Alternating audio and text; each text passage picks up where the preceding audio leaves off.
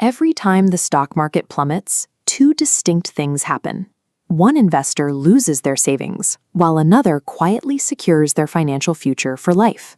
Both watched the exact same charts. They saw the identical red candles flash across their screens and heard the exact same news reports. Why does this identical stimulus push one person into a blind panic while making the other person significantly richer? The market operates on a simple mechanism. It punishes uninformed participants and rewards those who understand the rules of the game.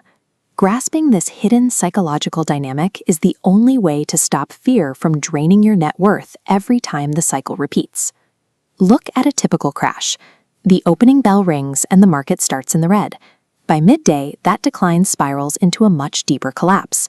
Private group chats go silent. Financial networks lead with words like bloodbath and disaster in bold, flickering graphics. The average investor stares at their portfolio with a racing heart, convinced their financial life is over. But miles away from that chaos, insulated from the noise, a wealthy investor is actually smiling at the destruction. That smile comes from a shift in perspective. Where the amateur sees a tragedy unfolding, the professional sees a massive clearance sale. Imagine the best house in your city dropping 40% overnight. Smart buyers wouldn't panic. They'd call their broker immediately to secure the discount.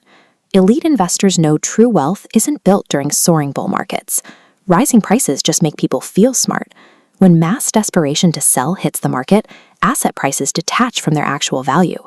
People sell things for far less than they are worth simply to escape the emotional pain. Exploiting this window of mass irrationality is how quiet generational fortunes are made. The public panics because they are often gambling with stress money. This is capital required for immediate necessities like rent or emergency savings.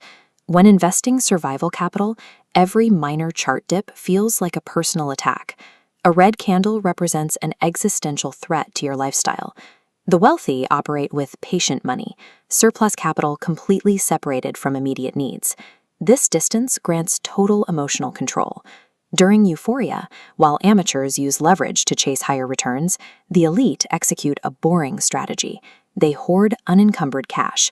They know the market cycle will turn, and when it does, that cash allows them to buy at the exact moment the middle class is trapped and forced to liquidate. During the 2000s dot-com crashes, every drop felt like the end. The public thinks this time is different, yet markets recover.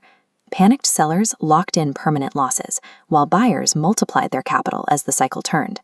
During these drawdowns, professionals ignore the hype. They acquire high-quality assets with resilient cash flows, knowing weak companies die while strong ones go on sale. Meanwhile, the media keeps the public paralyzed. Financial networks profit directly from your attention. Broadcasting fear is the most effective way to keep you watching. The wealthy study historical cycles to position themselves for recovery, while the average person consumes expiring headlines that keep them frozen. Market crashes operate as wealth transfer machines. Assets move from impatient, certainty-seeking individuals directly to patient investors who understand cyclical timelines. The next time the market drops, change your internal monologue. Stop asking how much you are losing and start asking what valuable assets are currently on sale.